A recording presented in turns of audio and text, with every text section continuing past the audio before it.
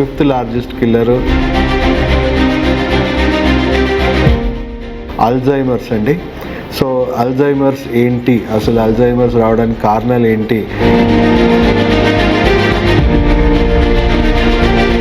మన brain degenerate అయిపోవడము,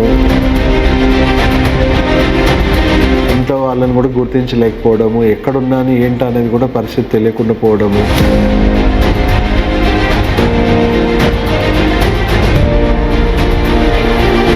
auto immune disorders చాలా పెద్ద రోల్ ప్లే చేస్తూ ఉంది అండ్ ఇన్ఫ్లమేషన్ పెద్ద రోల్ ప్లే చేస్తూ ఉందని రాకుండా నివారించుకోండి. ఒకవేళ ఆల్రెడీ వచ్చిన వాళ్ళకైతే compulsory acupuncture, functional medicine, stem cell therapy, regenerative treatments ద్వారా డ్యామేజ్ అయిన బ్రెయిన్ చాలా మటుకు రిపేర్ అవ్వడానికి ఇది హెల్ప్ అవుతుందని. సో ఇది ఒక రకంగా ఎలాంటి వైద్యం అందుబాటులో ఉందో తెలుసుకొని మనము వీలైనంత మటుకు మరణాల శాతం మనం తగ్గించుకోవచ్చు. థ్యాంక్ యూ అండి.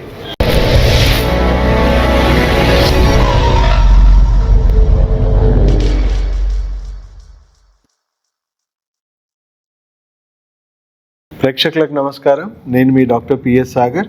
నేను acupuncture and functional rehabilitation specialist. గత 20 సంవత్సరాలుగా second life rehabilitation hospital, Banjara Hills road number 2లో ప్రాక్టీస్ చేస్తున్నాను. సో మీకు అవగాహన కలిగిస్తున్న సిరీస్ లాగా మనము టాప్ 10 కాజెస్ ఆఫ్ డెత్ గురించి మనం చేస్తూ ఉన్నాం.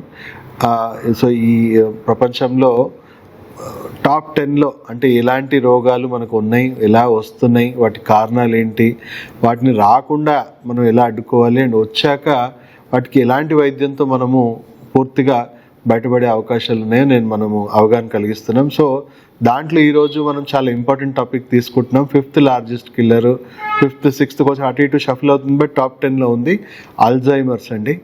సో అల్జైమర్స్ ఏంటి, అసలు అల్జైమర్స్ రావడానికి కారణాలు ఏంటి, ఎలా సిమ్టమ్స్, దాని లక్షణాలు ఎలా ఉంటాయి, అండ్ దానివల్ల ఎలా మరణాలు అవుతా ఉన్నాయని చెప్తాను. సో అల్జైమర్స్ అంటే మన బ్రెయిన్ డీజనరేట్ అయిపోవడము, రక్తనాళాలు కుచించకపోవడము, సో దానివల్ల మెమరీ లాస్ అంటే మనం సొంత ఇంటి వాళ్ళని మన వాళ్ళని మనం మర్చిపోవడము. సో మెల్లిమెల్లిగా స్టార్ట్ అవుతుంది, చిన్న చిన్న మతిమరుపులతో స్టార్ట్ అయ్యి పెద్దగా మర్చిపోవడము, తర్వాత పూర్తి స్థాయిలో ఇంట్లో వాళ్ళని కూడా గుర్తించలేకపోవడము, ఎక్కడున్నాను ఏంటి అనేది కూడా పరిస్థితి తెలియకుండా పోవడము, అండ్ బ్రెయిన్ రక్తనాళాలు రోజు స్ట్రింక్ అయిపోయి కంప్లీట్గా డ్యామేజ్ అయిపోవడం బ్రెయిన్, దానివల్ల మరణాలు సంభవించడం అనేది జరుగుతూ ఉంది. సో ఇది ఆల్మోస్ట్ ప్రపంచవ్యాప్తంగా మనం చూసుకుంటే 5th 6th మధ్యలో ఇది లార్జెస్ట్ కిల్లర్ అని చెప్పొచ్చు.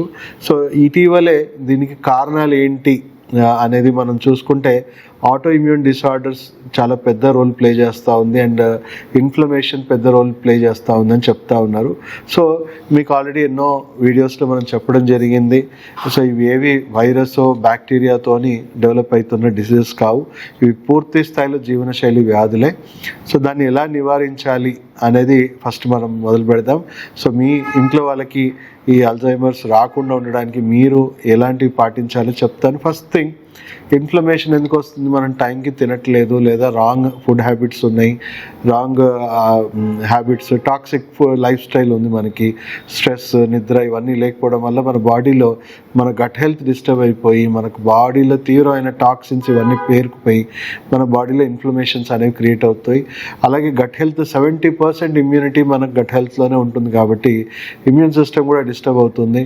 సో అందరికీ పర్ఫెక్ట్ ఇమ్యూన్ సిస్టమ్ లేదు, కొంతమందికి వీక్ ఇమ్యూన్ సిస్టమ్ ఉంది, కొంతమందికి బ్యాలెన్స్డ్ ఇమ్యూనిటీ ఉంది, కొంతమందికి ఆటో ఇమ్యూనిటీ ఉంది. ఆటో ఇమ్యూనిటీ అంటే ఏంటి, మీ బాడీలో ఏదైనా టాక్సిక్ ఫుడ్స్ పడ్డా, ఏదైనా పడరాని పదార్థం పడినప్పుడు అది ఇమ్మీడియట్గా రియాక్ట్ అయ్యి ఎక్కడ వీక్ ఉంటే మీ శరీరము అక్కడ అది దాడి చేసి డ్యామేజ్ చేస్తూ ఉంటుంది. అలా ఆటో ఇమ్యూన్ సిస్టమ్ మన శరీరంలో ఉన్న వీక్నెస్ని డ్యామేజ్ చేస్తూ ఉంటుంది. సో ఒకవేళ మీ బాడీలో బ్రెయినే వీక్గా ఉందనుకోండి, బ్రెయిన్ మీదే ఎక్కువ టార్గెటెడ్గా డ్యామేజ్ అవుతూ ఉంటుంది.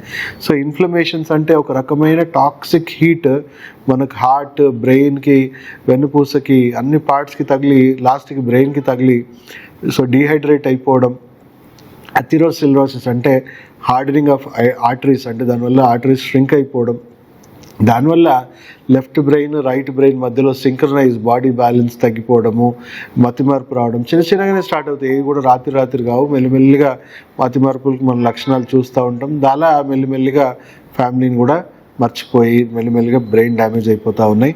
సో ఈ ఆటో ఇమ్యూనిటీ రాకుండా ఉండడానికి, అంటే ఆటో ఇమ్యూన్ సిస్టమ్ ఉందనుకోండి, గట్ హెల్త్ ఆటో ఇమ్యూనిటీని కంప్లీట్గా రీప్లేస్ చేసే ట్రీట్మెంట్ మనకి ఫంక్షనల్ మెడిసిన్స్లో ఉంది.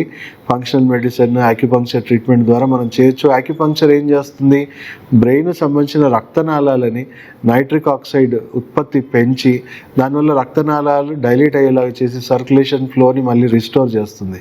సో ఇది ట్రీట్మెంట్ అయితే అందుబాటులో ఉంది. మనము సకాలంలో ఎంత అర్లీ స్టేజెస్లో ట్రీట్మెంట్ తీసుకుంటే అంత తక్కువ డ్యామేజ్తో మనం బయటపడవచ్చు. సో యాక్యుపంక్చర్, ఫంక్షనల్ మెడిసిన్, తర్వాత రీజనరేటివ్ ట్రీట్మెంట్స్ ఉన్నాయి, stem cell therapy, laser treatment, తర్వాత పల్సేటెడ్ ఎలక్ట్రోమాగ్నెటిక్ ఫీల్డ్ థెరపీస్.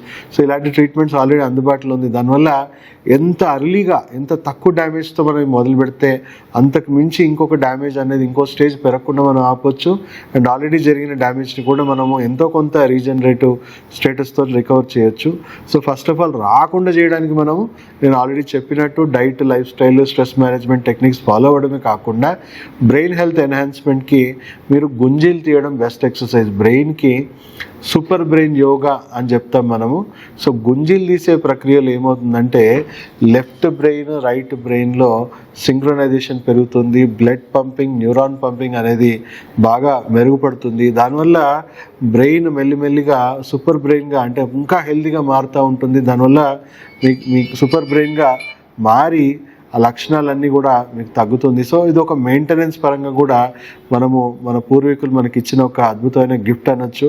సో దాని మీద అద్భుతమైన రీసెర్చ్ జరుగుతుంది ప్రపంచవ్యాప్తంగా. సూపర్ బ్రెయిన్ యోగా వల్ల చాలా ఉపయోగాలు అవుతున్నాయి. డ్యామేజ్ అయిన బ్రెయిన్ చాలా మటుకు రిపేర్ అవ్వడానికి ఇది హెల్ప్ అవుతుందని. సో ఇది ఒక రకంగా ప్రివెంటివ్గా మీరు ఫాలో అవుతూ, డైట్, లైఫ్ స్టైల్ని ఫాలో అవుతూ రాకుండా నివారించుకోండి. ఒకవేళ ఆల్రెడీ వచ్చిన వాళ్ళకైతే compulsory acupuncture, functional medicine, stem cell therapy, regenerative treatments ద్వారా మళ్ళీ వాళ్ళ డెఫినెట్లీ వాళ్ళని మరణాల వైపు వెళ్లకుండా వాళ్ళని మనం ఎంతో కొంత ఇంప్రూవ్ చేసుకొని మళ్ళీ వాళ్ళని వీలైనంత నార్మల్ లైఫ్కి రీహాబిలిటేట్ చేయడానికి ఉపయోగపడుతుంది. కాబట్టి దయచేసి వీడియో ప్రతి ఫ్యామిలీకి షేర్ చేయండి, ప్రతి ఒక్కరికి షేర్ చేయండి. ఎందుకంటే ఎవరికో ఒకరికి ఇది వచ్చే అవకాశం ఉంది.